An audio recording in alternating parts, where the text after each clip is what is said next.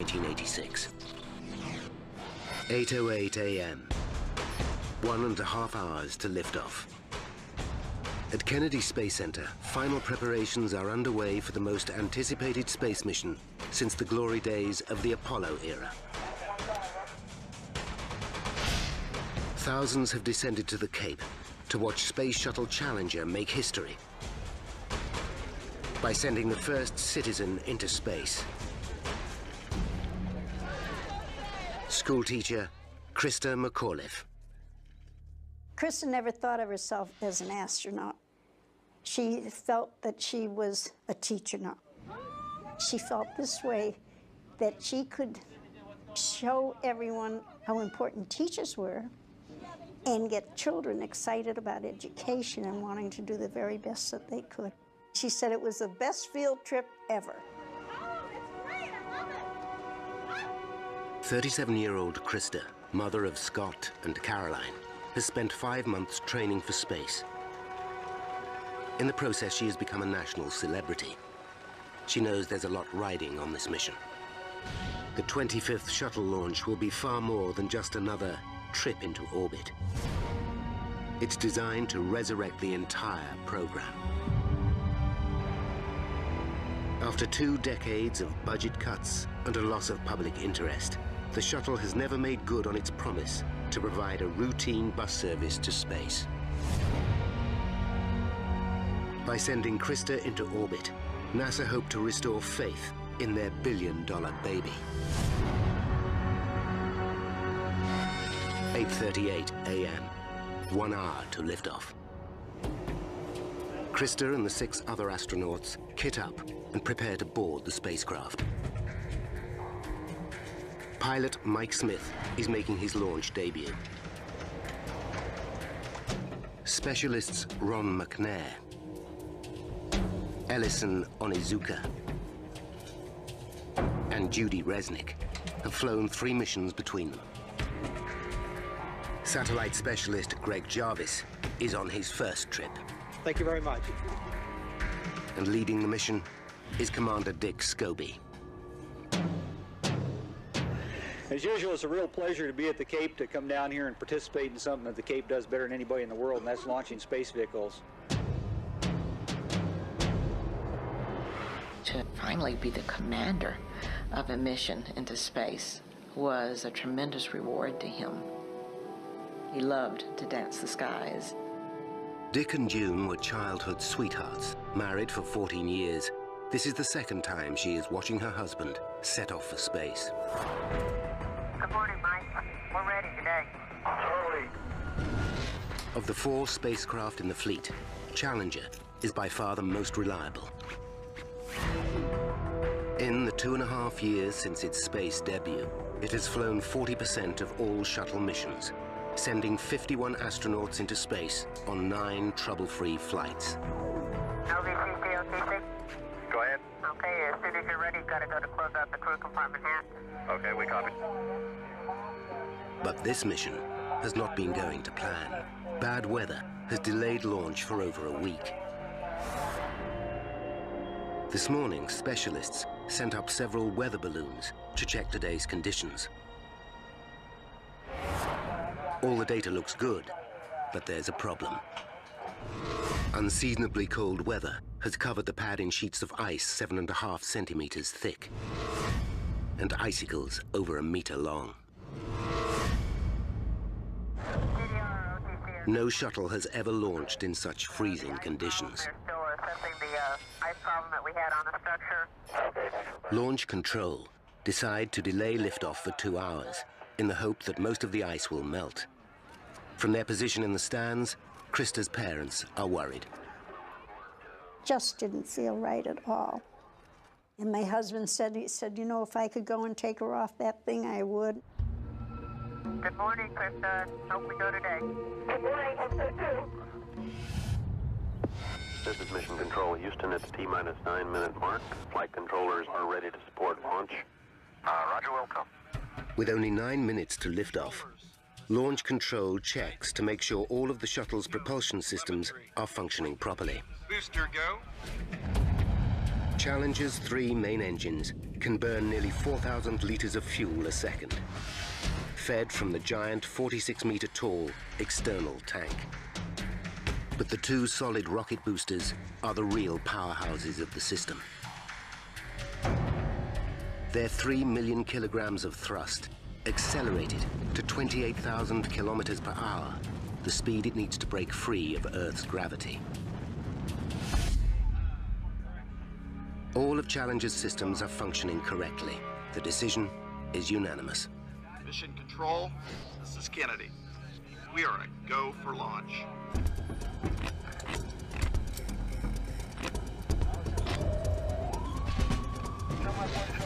T-minus 2 minutes. With so much fuel in one place, the risks are clear to everyone. But in the history of American spaceflight, no astronaut has ever been killed at liftoff. A comforting fact for some. I suppose every once in a while you'd think about it, but you'd say, oh, NASA can do no wrong. And like Krista said, you know, Mom, she said that shuttle, they can shut that down the very last second if anything's wrong. 10, 9, 8, 7, 6, 5, 4, 3, 2, 1.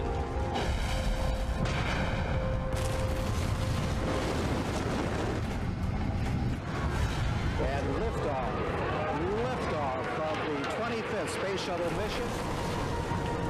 And it has cleared the tower. It was unbelievable. My son reached his arms around his sister and me, and we looked across at all the other families with such joy. So we were tremendously excited. Liftoff. For Krista, it's the culmination of 5 months training and a lifetime dream. Challenger, roll program. Roger, roll, Challenger. Almost immediately, the shuttle begins a maneuver to roll over, putting the spacecraft on the correct trajectory for orbit. Good roll, flight. Roger, good roll.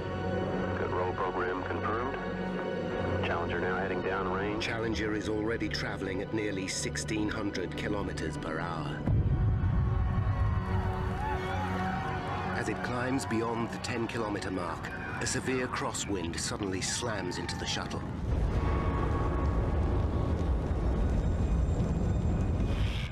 Over 3,000 kilometers away, engineer Roger Beaujolais is watching in horror. Challenger is on the verge of disaster. As Challenger rockets upwards, it's traveling 9 times faster than a speeding bullet. 58 seconds into flight, it encounters a side wind, but a second later, the shaking stops. Now comes the most critical part of the ascent. A phase known as Max Q, where the aerodynamic forces are at their greatest. Travel too fast, and the shuttle will break apart. Mission Control, under the command of Flight Director Jay Green, ordered Challenger to throttle down her engines. 3 at 65. 65, Fido. TDL confirms throttle. Thank you.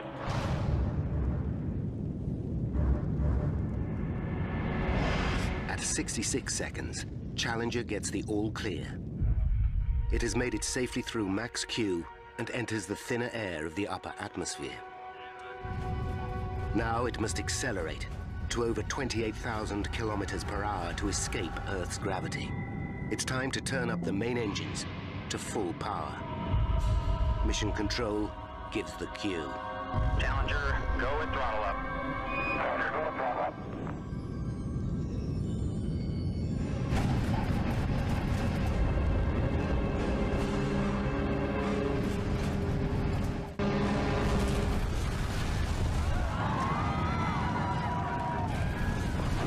Suddenly, Challenger is engulfed in a massive fireball. Mission Control are stunned. They lose all contact with the spacecraft. Flight GC, we've had negative contact, lost downlink. Copy. Their data hasn't indicated that anything was wrong. Okay, all operators, watch your data carefully. Nobody is sure quite what has happened. Krista's parents can't believe their eyes. The shuttle was gone, and we all knew, everybody knew that something was wrong. Something horrible was wrong, but of course nobody knew what it was. Flight controllers here looking very carefully at the situation. Obviously a major malfunction. At that moment when we were our most excited, it came crashing down. The boosters remain intact, careering wildly off course. For safety, they are destroyed by remote control.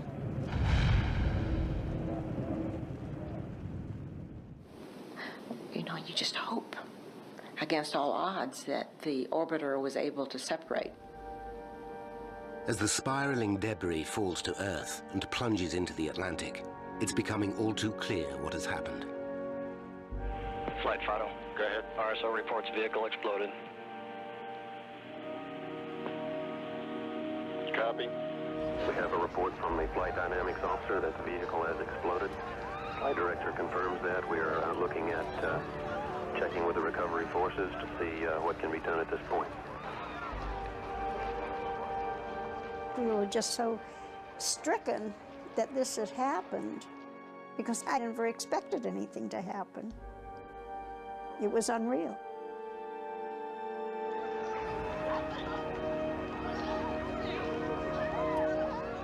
Incredibly, as the wreckage emerges from the fireball, the crew compartment is still in one piece. Fido flight, go ahead. Do the RSOs have an impact point? Stand by. At Mission Control, Jay Green gets the exact location where the wreckage hit the ocean. DoD LSO reports that all soft forces have been scrambled and they are on their way. A massive search and rescue operation is immediately set in motion. They're hoping that the astronauts may still be alive. Then, they spot a parachute lowering from the sky. But the parachute is only attached to the nose of one of the boosters. It's just part of the debris that continues to rain down over the Atlantic. The crew compartment can no longer be seen. Having fallen over 19 kilometers, it must have hit the ocean at over 320 kilometers per hour. The crew didn't stand a chance. We became numb, speechless, and our hearts were shattering, much like those pieces that were falling from the sky.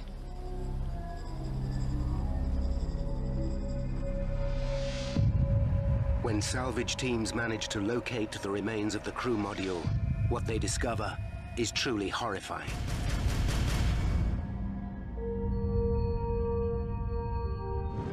Space Shuttle Challenger was traveling at nearly twice the speed of sound when it was torn into thousands of pieces.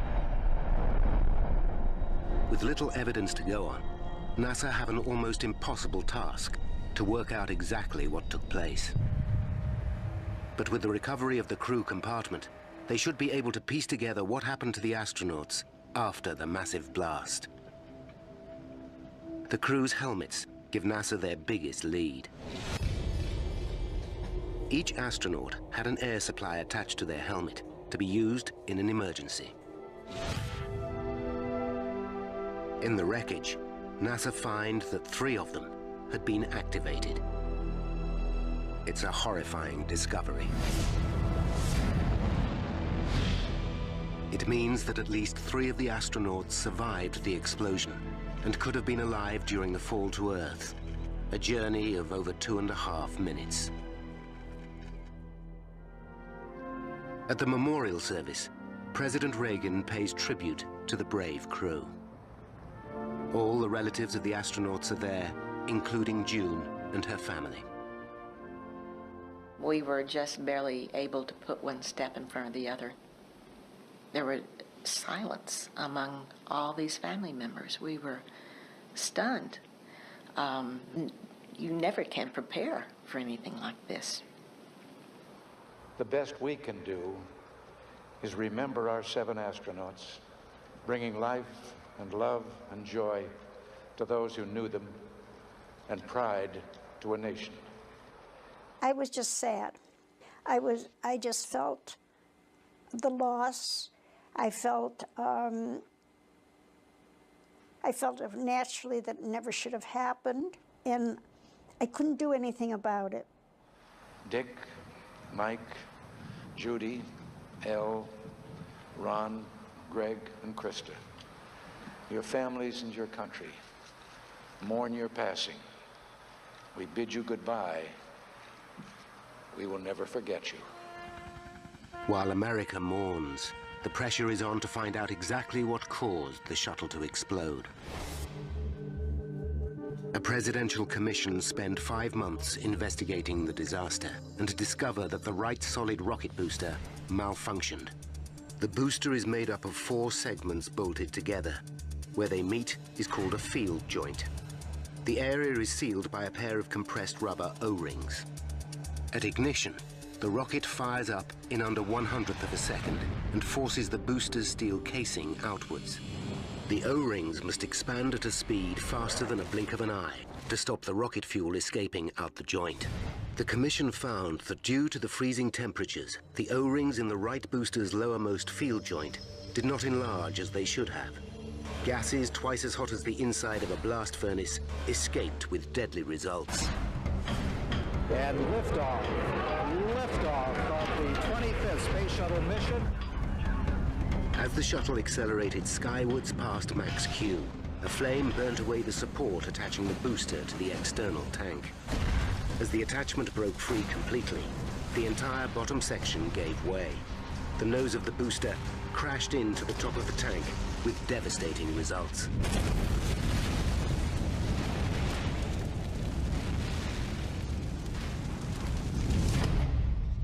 But now, one man is convinced there's more to the story than the O-rings and the weather. After the investigation, a fairly simple conclusion was drawn in the public mind about what went wrong. Cold plus O-rings. Put them together and you have a Challenger explosion. Well, there was more to the story. Renowned author James Child has spent 20 years unraveling some of the world's worst technological disasters. He's investigated everything from the Chernobyl nuclear explosion to the Air France Concorde disaster. Childs believes that in the Challenger accident, compromised O-rings can't have been all that was to blame. One of the thoughts had been that if an O-ring failed, everything would go to pieces right there on the launch pad. Well, that didn't happen. Instead, it broke up at 73 seconds. Certainly, a mystery is laid in front of us. Something else must have been going on beyond a simple O-ring failure. So why didn't Challenger blow up on the pad? What caused disaster to strike 73 seconds into flight? And could the crew have been saved? Now, by re-examining all the evidence, we will discover the critical chain of events that led to the loss of 7 astronauts' lives. Childs knows the shuttle was most at risk in the first few seconds of flight. Somehow, it survived both ignition and liftoff. Solving this mystery should shed light on the most tantalizing possibility of all. Could Challenger have remained intact long enough to get the astronauts into space? That question haunts me. Childs knows that every detail of Challenger's launch will be vital in unraveling the puzzle. He begins by re-examining the evidence that led the commission to their conclusion that the O-rings were to blame. The original investigation began by looking at the footage shot by more than 200 cameras as the mission got underway.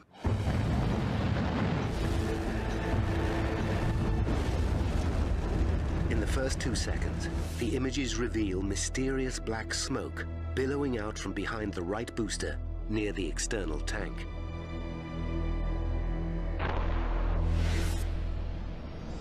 Using the camera positions, the Commission tried to work out exactly where the smoke was coming from. Camera E60, positioned nearly 400 meters from the launch pad, had a direct line of sight to the right booster. But it only got a partial view of the smoke.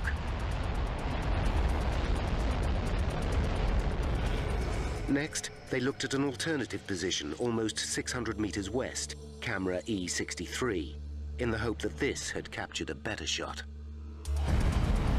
But again, the source of the smoke was obscured.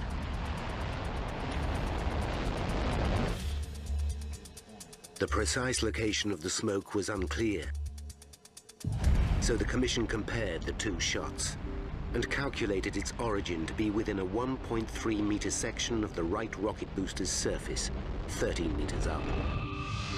Analysis of the footage also indicated the smoke was billowing upwards. This vital information, together with the black color of the smoke, showed that it was the O-rings that were burning.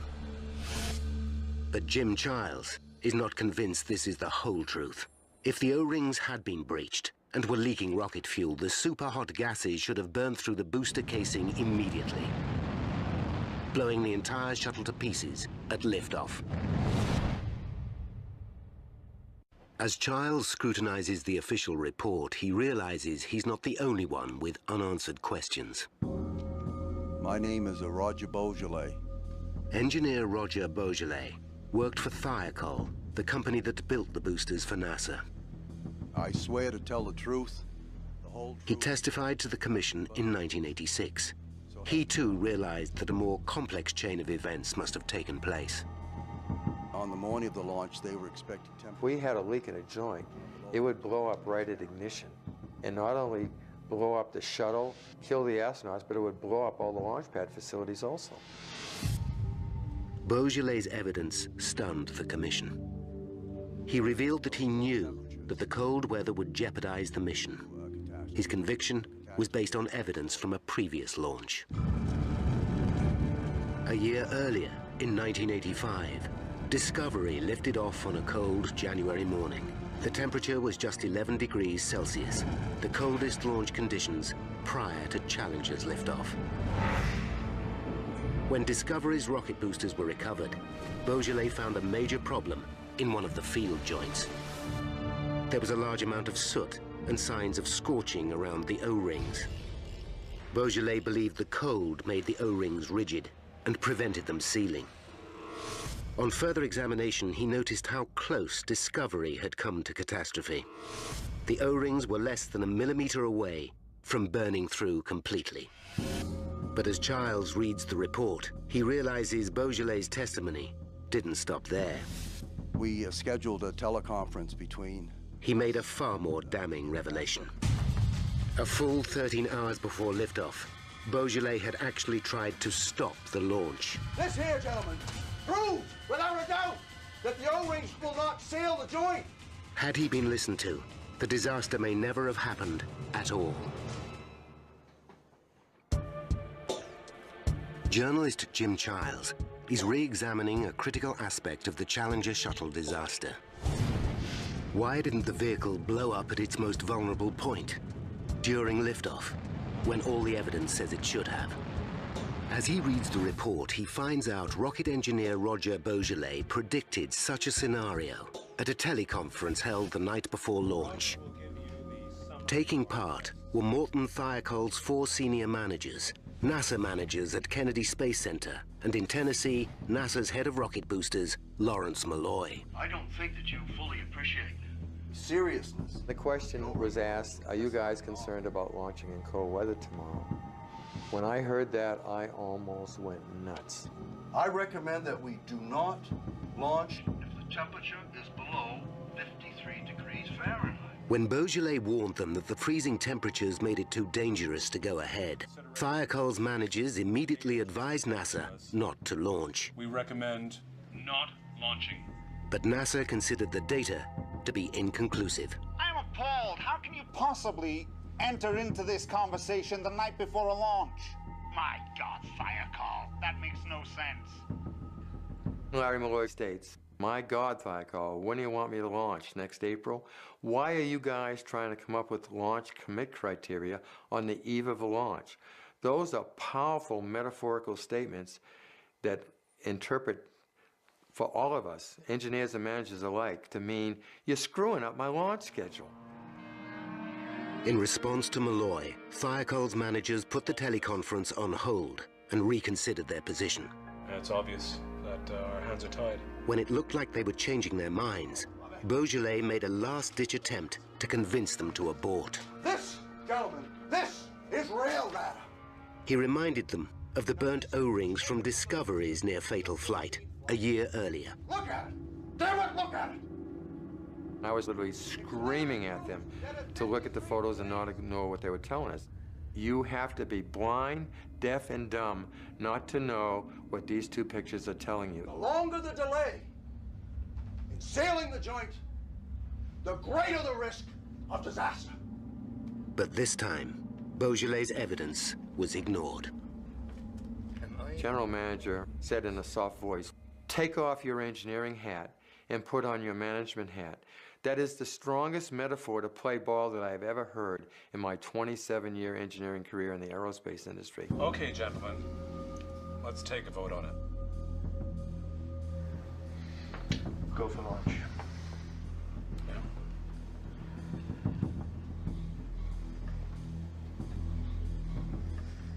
All four managers agreed to launch. This is Thiokol, back online. What's your answer? It's a go to launch. When they told NASA, Lawrence Malloy immediately accepted their decision. I was so angry.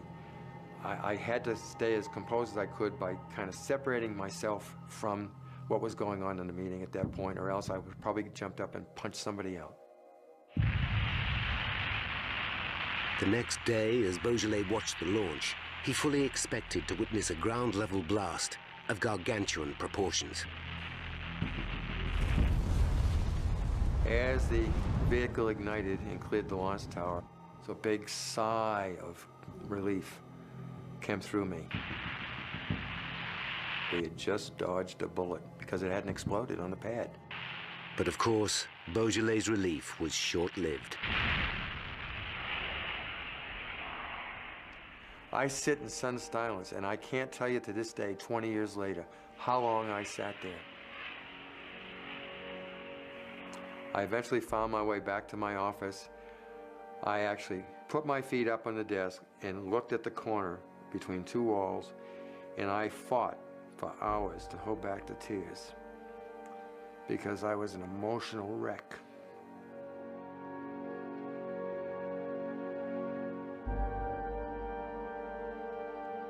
If even the one man who predicted disaster was surprised at what actually happened, then surely there's more to discover about how the 7 astronauts were killed. Like the commission before him, Childs returns to the image of the black smoke leaking from the right solid rocket booster.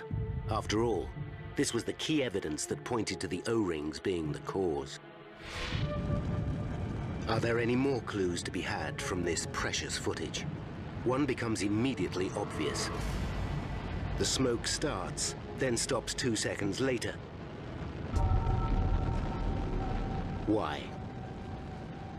We know from the film, the smoke starts shortly after launch, it goes for about 2 seconds, it stops. We know that something has stopped it. We don't know what. And there is more. The smoke does not come out in one long plume. It comes out as a series of 9 short puffs. What is causing this pulsing? The investigators knew that the booster was put under incredible stress at the point of ignition, so they examined this critical phase in more detail. To fire the booster, a flame is shot from the top downwards through a tunnel in the middle of the solid fuel. in less than 100th of a second, the rocket ignites. The explosive force causes the steel casing to expand outwards in one sharp movement. The gases burning inside are now under tremendous pressure and firing out of the exhaust at over 8,500 kilometers per hour. But despite being under continuous strain, the field joint on Challenger's right booster somehow sealed itself, and the smoke stopped. Childs examines how the investigators answered this thorny mystery. They looked further back at the takeoff sequence. 6 seconds before liftoff, the main engines fire up. At this point, the whole shuttle is still bolted to the ground. The enormous thrust pushes Challenger's nose over by a meter. As it returns to vertical, the bolts fixing the shuttle to the pad release, and simultaneously the boosters ignite. This rocking motion sends a shockwave throughout the entire vehicle. It's a phenomenon NASA engineers call the twang. As the vibration passes through the structure, is it possible that the resonance is opening and closing the seal inside the field joint? Is this what is causing the black smoke to billow out in puffs? If so, then the timing of the puffs should match exactly the twang's natural frequency of 3 a second. From careful examination of the film, the smoke does indeed seem to billow out at the same rate. It's clear from the match between the frequency of the smoke puffs and the vibration of the solid rocket booster that the twang is directly responsible for these puffs of smoke. It's a major step forward. As the solid rocket booster flexed, it must have caused the field joint to open momentarily, producing the telltale puffs of smoke. But the second, more difficult question remains. If the O-rings were being breached, why did the smoke suddenly stop 2.6 seconds into liftoff? Most likely scenario is that something blocked the hole. That really can be the only explanation. With the booster running at such intense temperature and pressure, only one thing could have blocked the hole: the rocket fuel itself.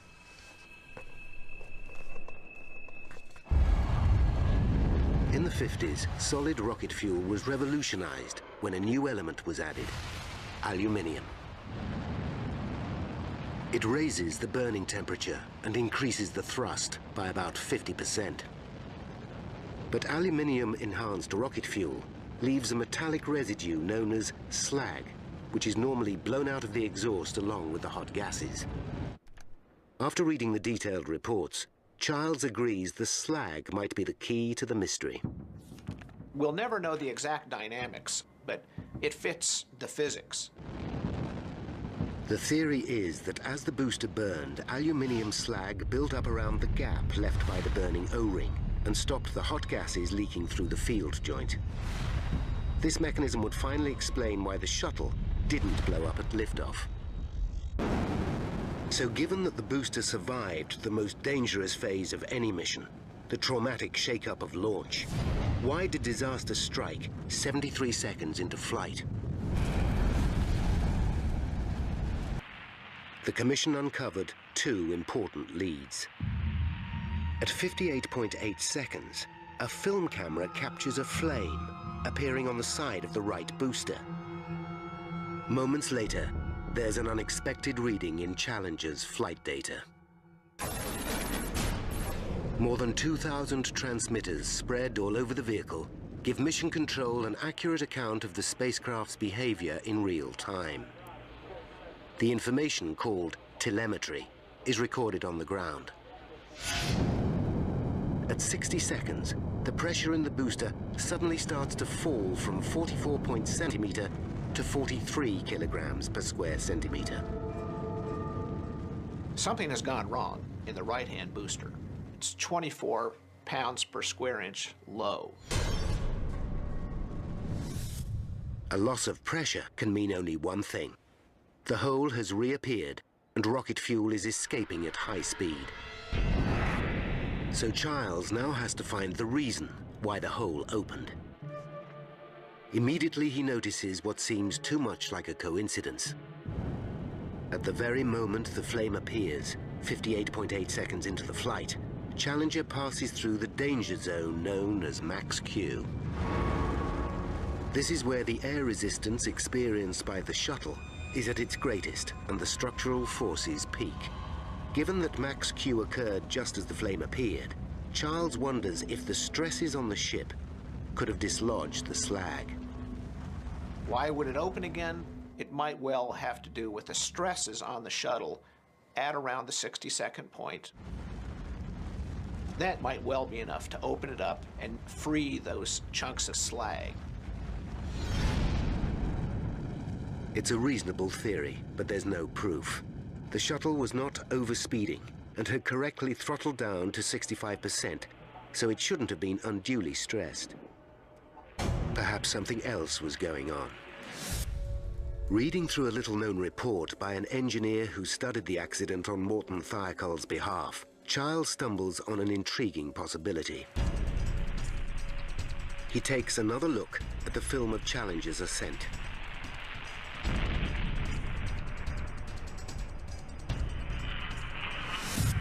Just as the report states, the trail of exhaust has a very unusual shape. The column of smoke displays a dramatic zigzag, then returns to vertical just moments before the astronauts were killed. Is this smoke trail evidence that the shuttle was hit by a strong side wind during its ascent? Initially, it's hard to make the theory stand up. In the hours leading up to liftoff, NASA's meteorologists sent up several weather balloons to check for strong crosswinds. Their data indicates there was nothing unusual. But Childs isn't convinced the weather balloons got it right.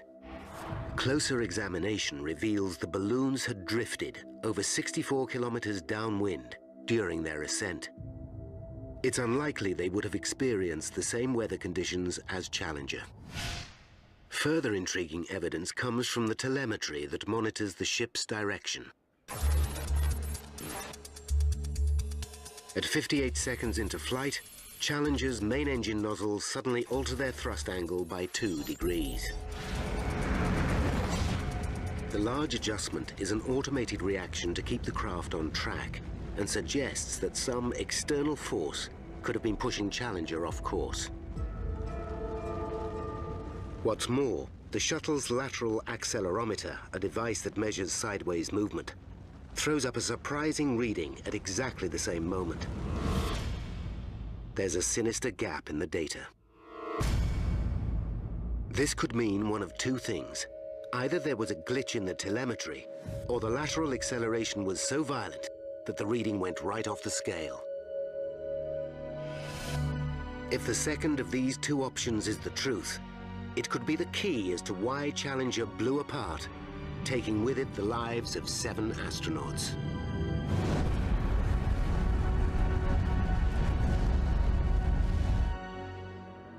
Jim Childs believes he's close to finding out the truth behind what may have caused the Challenger disaster. The telemetry indicates that the shuttle was knocked violently sideways at 58 seconds into the flight.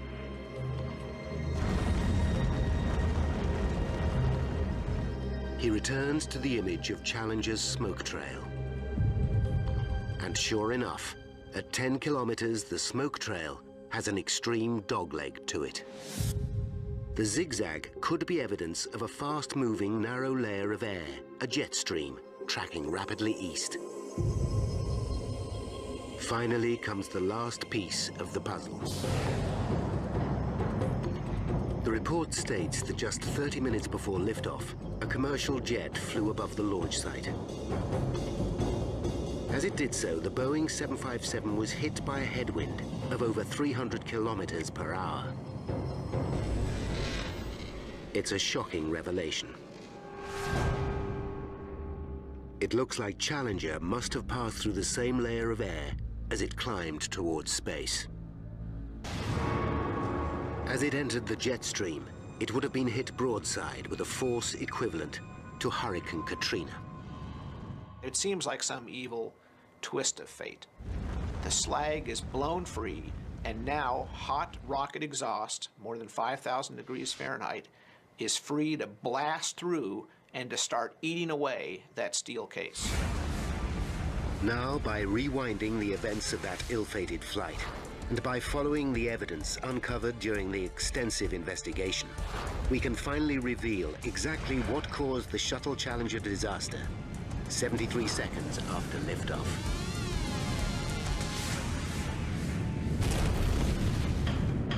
4, 3, 73 seconds to disaster. 1. The solid rocket boosters ignite. Inside the right booster, the O-rings have been hardened by the freezing temperatures and are unable to keep the lowermost field joint sealed. They start to burn away. And liftoff. Liftoff. As superhot gases escape, small pieces of aluminium slag from the rocket fuel build up and block the hole, preventing a catastrophe on the launch pad.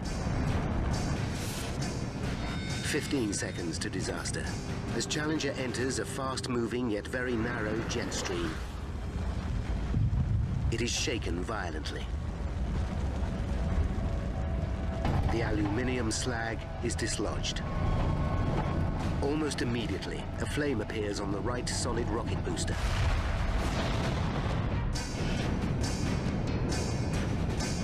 Eight seconds to disaster.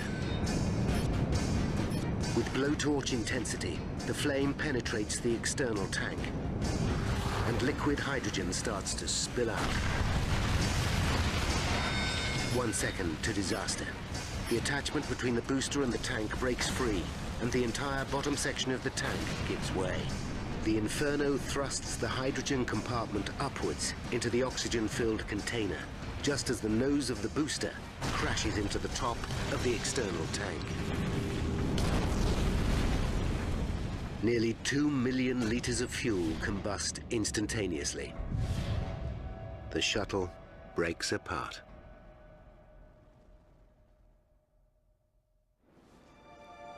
For Childs, it's a sobering end to his investigation. It could have all been so different. He is certain that had the wind not been so strong, the slag could have remained in place. The booster pressure would have remained normal, and 2 minutes into flight, the rocket boosters would have disengaged and separated from the shuttle. Challenger and its crew would have then been safely on their way to space. Confirm good solid rocket booster separation. If the aluminium slag had only hung on for another 62 seconds, the astronauts might be alive today.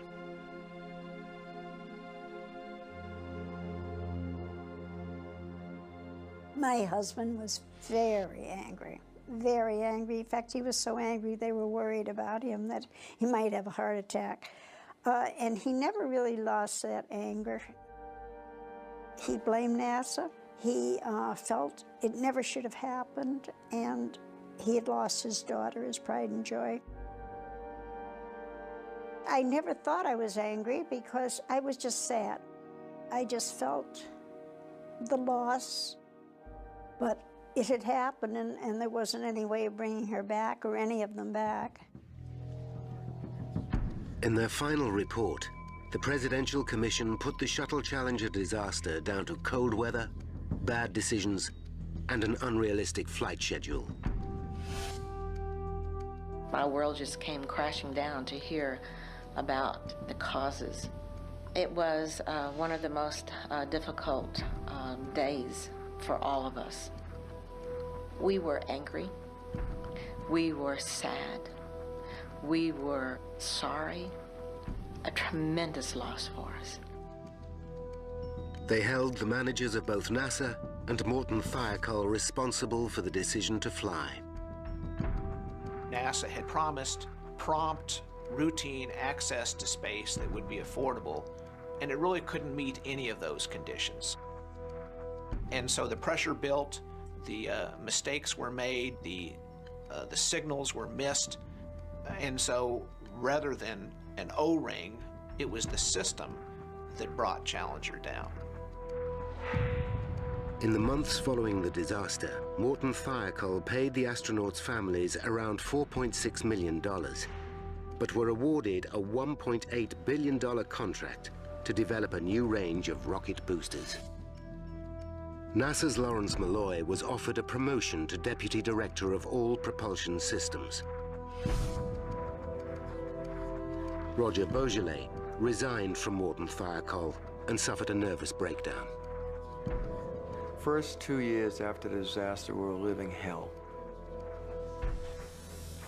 I did nothing wrong, and everybody has the responsibility to do what they get paid for, and that is to stand up for what they know is right and what their profession demands of them, and that's all I did, and I'd do it again.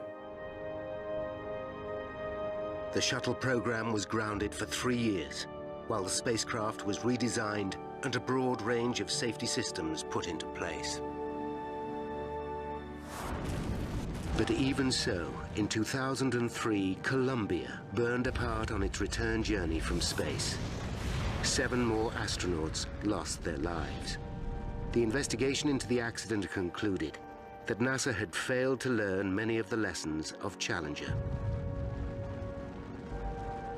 To this day, the agency's hopes for routine space travel have never been realized. 21 astronauts into space on 9 trouble-free flights. LVC, COTC. Go ahead. Okay, as soon as you're ready, gotta go to close out the crew compartment hatch. Okay, we copy. But this mission has not been going to plan. Bad weather has delayed launch for over a week. This morning, specialists sent up several weather balloons to check today's conditions. All the data looks good, but there's a problem. Unseasonably cold weather has covered the pad in sheets of ice 7.5 centimeters thick, and icicles over 1 meter long. No shuttle has ever launched in such freezing conditions. They're still assessing the ice problem that we had on the structure. Launch Control decide to delay liftoff for 2 hours in the hope that most of the ice will melt. From their position in the stands, Krista's parents are worried. Just didn't feel right at all. And my husband said, he said, you know, if I could go and take her off that thing, I would. Good morning, Krista. Hope we go today. Good morning, hope so too. This is Mission Control Houston at the T-minus 9-minute mark. Flight controllers are ready to support launch. Roger, welcome. With only 9 minutes to lift off, Launch Control checks to make sure all of the shuttle's propulsion systems are functioning properly. Booster go. Challenger's 3 main engines can burn nearly 4,000 lister into orbit. NASA hope to restore faith in their billion-dollar baby. 8:38 a.m., 1 hour to liftoff. Krista and the 6 other astronauts kit up and prepare to board the spacecraft. Pilot Mike Smith is making his launch debut. Specialists Ron McNair, Ellison Onizuka, and Judy Resnick have flown 3 missions between them. Satellite specialist Greg Jarvis is on his first trip. Thank you very much. And leading the mission is Commander Dick Scobie. As usual, it's a real pleasure to be at the Cape, to come down here and participate in something that the Cape does better than anybody in the world, and that's launching space vehicles. To finally be the commander of a mission into space was a tremendous reward to him. He loved to dance the skies. Dick and June were childhood sweethearts, married for 14 years. This is the second time she is watching her husband set off for space. Good morning, Mike. We're ready today. Charlie. Of the 4 spacecraft in the fleet, Challenger is by far the most reliable. In the 2.5 years since its space debut, it has flown 40% of all shuttle missions, sending 50 liters of fuel a second, fed from the giant 46-meter-tall external tank. But the two solid rocket boosters are the real powerhouses of the system.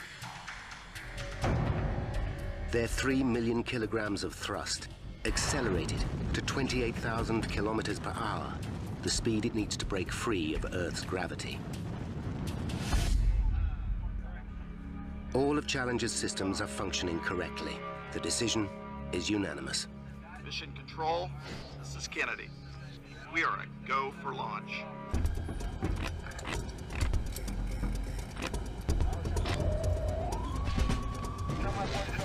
T-minus 2 minutes. With so much fuel in one place, the risks are clear to everyone. But in the history of American spaceflight, no astronaut has ever been killed at liftoff. A comforting fact for some. I suppose every once in a while you'd think about it, but you'd say, oh, NASA can do no wrong. And like Krista said, you know, Mom, she said that shuttle, they can shut that down the very last second if anything's wrong. 10, 9, 8, 7, 6, 5, 4, 3, 2, 1.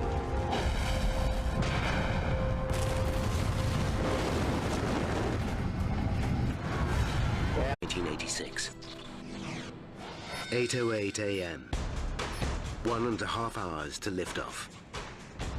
At Kennedy Space Center, final preparations are underway for the most anticipated space mission since the glory days of the Apollo era. Thousands have descended to the Cape to watch Space Shuttle Challenger make history by sending the first citizen into space. Schoolteacher Krista McAuliffe. Krista never thought of herself as an astronaut. She felt that she was a teacher now. She felt this way, that she could show everyone how important teachers were and get children excited about education and wanting to do the very best that they could. She said it was the best field trip ever. 37-year-old Krista, mother of Scott and Caroline, has spent 5 months training for space. In the process, she has become a national celebrity. She knows there's a lot riding on this mission. The 25th shuttle launch will be far more than just another trip into orbit. It's designed to resurrect the entire program. After 2 decades of budget cuts and a loss of public interest, the shuttle has never made good on its promise to provide a routine bus service to space. By sending Liftoff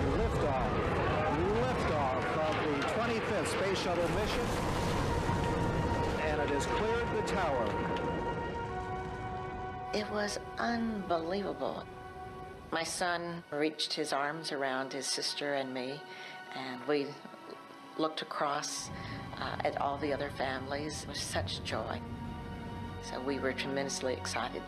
Liftoff. For Krista, it's the culmination of 5 months training and a lifetime dream. Challenger, roll program. Roger, roll, Challenger. Almost immediately, the shuttle begins a maneuver to roll over, putting the spacecraft on the correct trajectory for orbit. Good roll, flight. Roger, good roll. Good roll program confirmed. Challenger now heading downrange. Challenger is already traveling at nearly 1,600 kilometers per hour. As it climbs beyond the 10-kilometer mark, a severe crosswind suddenly slams into the shuttle.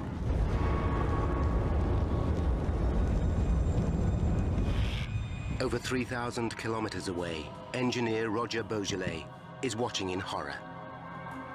Challenger is on the verge of disaster.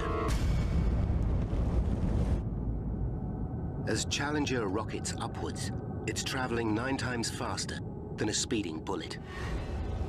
58 seconds into flight, it encounters a side wind, but a second later, the shaking stops.